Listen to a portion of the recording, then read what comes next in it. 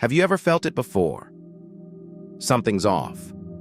You leave a conversation feeling guilty, confused, or like you somehow ended up apologizing when you didn't even do anything wrong.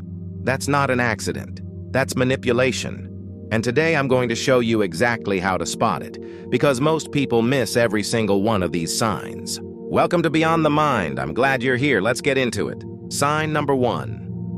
They make you feel guilty for things that aren't your fault. Manipulators are experts at reframing situations, so you end up taking responsibility for their emotions. They say things like, "I wouldn't have done this if you hadn't made me feel that way." Pay attention. Healthy people take ownership of their own feelings. If someone constantly makes their emotional state your problem, that's a red flag. Sign number 2. They shift the story every time you bring up a problem. You try to address something that bothered you, and suddenly the conversation is about something you did 3 months ago. This is called deflection, and its only purpose is to make sure your concern never gets addressed. If bringing up issues always results in your issues being turned against you, you're dealing with a manipulator. Sign number 3. They use silence as a weapon. The silent treatment isn't just childish. It's a calculated power move.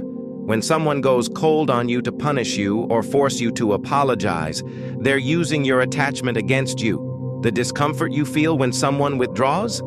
They're counting on that. Sign number 4. They rush your decisions. I need to know right now. If you don't decide today, the offer's gone. Urgency is one of the oldest manipulation tools in existence. When someone pressures you to decide before you've had time to think, ask yourself, who benefits from me not thinking this through? Sign number 5. They give compliments that come with conditions. You're so smart, I'm sure you'll figure out a way to help me with this. That's not a compliment. That's a setup. Real compliments don't come with an expectation attached. When praise is always followed by a request, the praise was never really about you. Sign number 6. They isolate you gradually.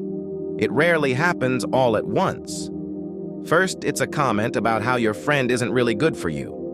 Then they seem upset every time you make plans without them.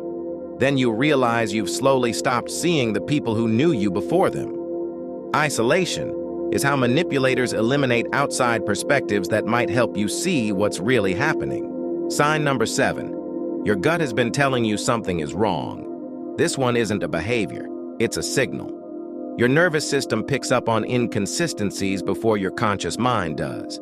If you constantly feel anxious, confused, or like you're walking on eggshells around someone, that feeling is data. Don't talk yourself out of it.